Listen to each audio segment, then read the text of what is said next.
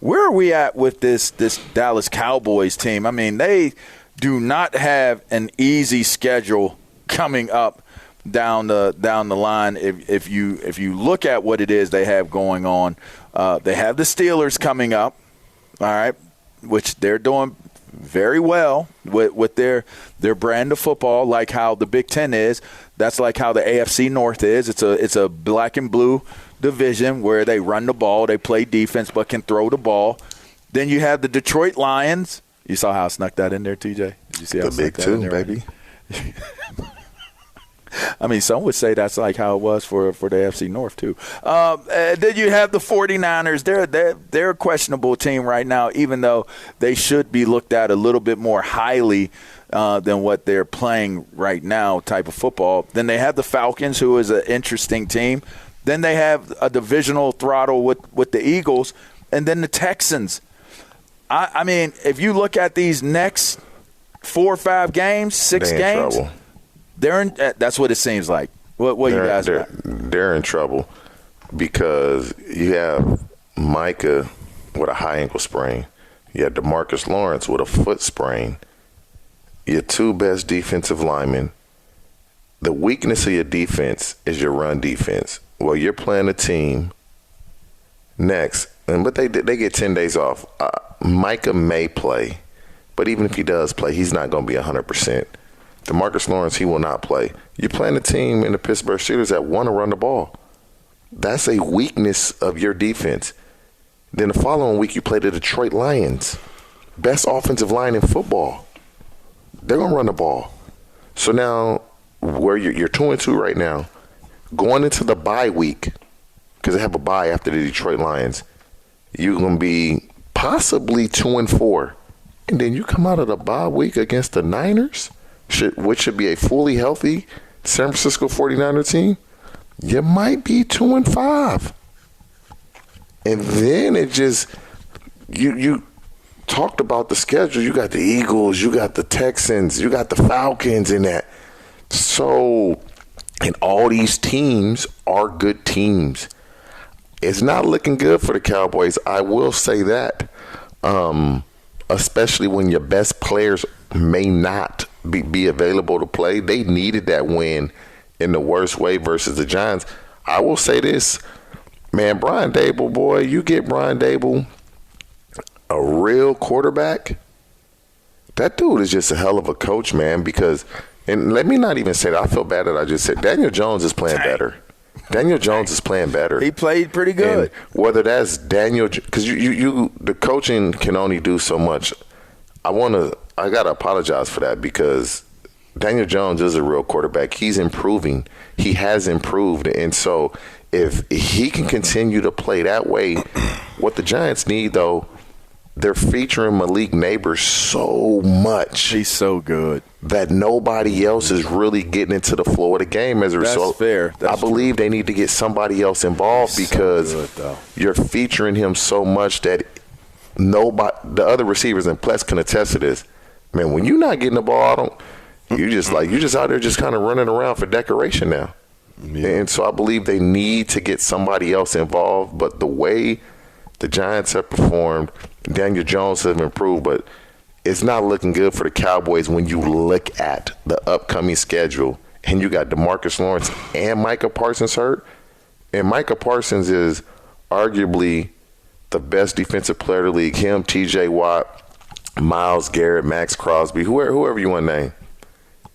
And it's sad that he's making the amount of money he's making, and he almost went down with an injury that could have knocked him out for the year. Yeah. And so the fans that's listening to this is why players hold out. Oh, you under contract. You're right, I'm under contract, but I can be under contract and they cut me. I don't hear none of y'all crying about that. Man, I'm going to just go ahead and switch sides to my big boot, to my New York Giants.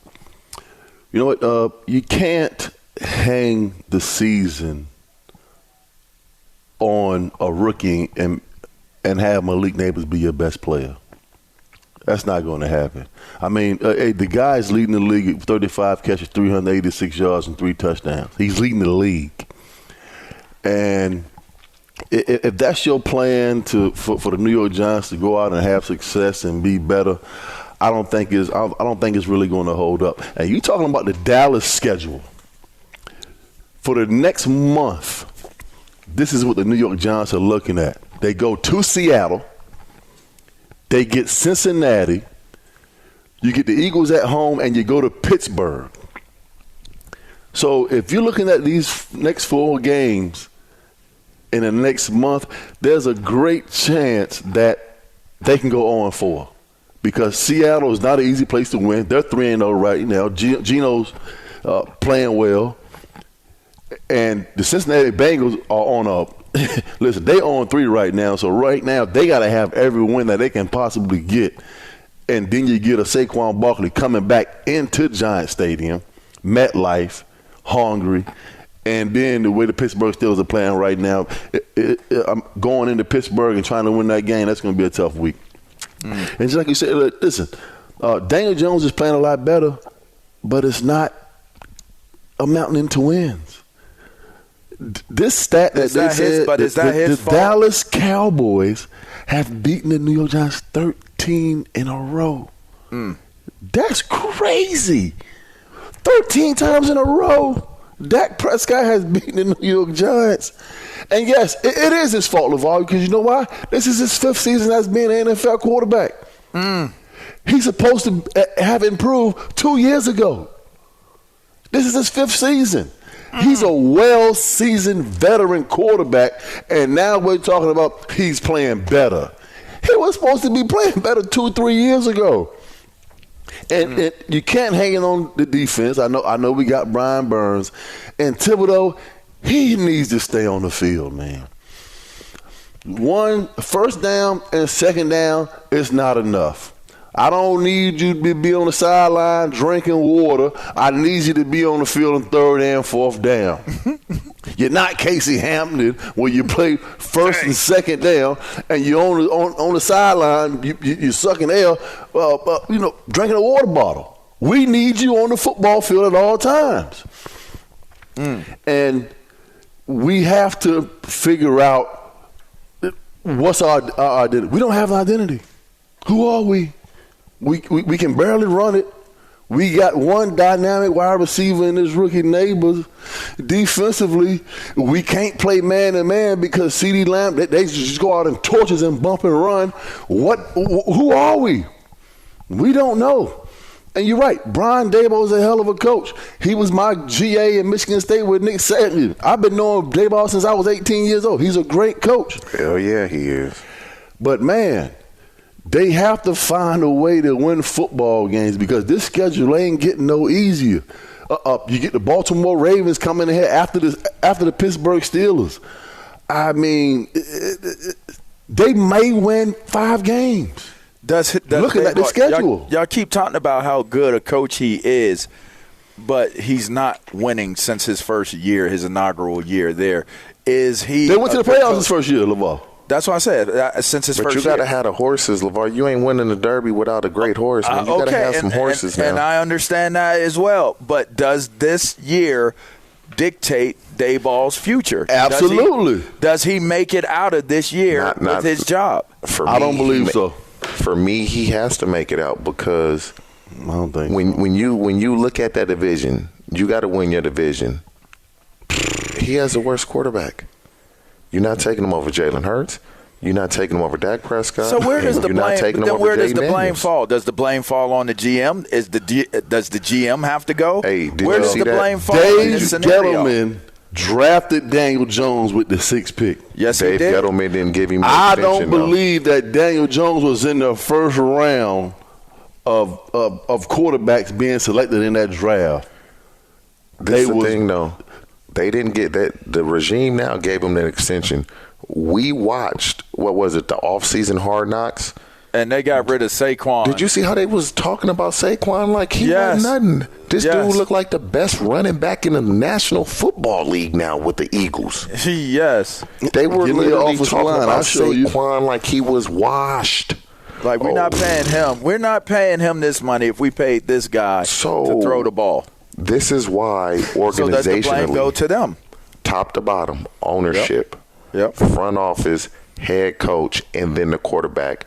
We all got to be on the same page, specifically ownership, front office, head coach. And when it's not, this is what we see. These are the results we get when we're not all on one accord. We're not marching to the same tune. We are not aligned. This is what happens. But who is held accountable in this scenario? Listen. And I'll say this. Daniel Jones wasn't Daboll's guy. So it's kind of he's not. But he got the extension. He got the extension with Daboll, though. Because it's just like being in the same position that the Miami Dolphins were. Who are you going to go get? I mean, who are you going to go get from a franchise quarterback standpoint? There's nobody out there. You got a guy in the system, all right? So you're trying to, teach him the offense and have it so it becomes second nature. It hasn't happened. We know that he's not even he's the worst quarterback in the division, and the guy's making $40 million a year. It's not their fault. It's just it is what it is. There's nobody else out there that can come in and to be a respectable quarterback other than Daniel Jones. And he's the worst quarterback in football. I almost believe that Daboll and Daniel Jones are out if this season goes awry. I mean, whether fair or not. What you mean awry? They might win 5 or 6 games. That's just being honest. Ain't going nowhere, bro. I promise you that. That's my opinion. I don't think he survives this if they're not good this year. Okay, man. If the New York Giants could take Arch Manning right now, he'd be gone. Dang.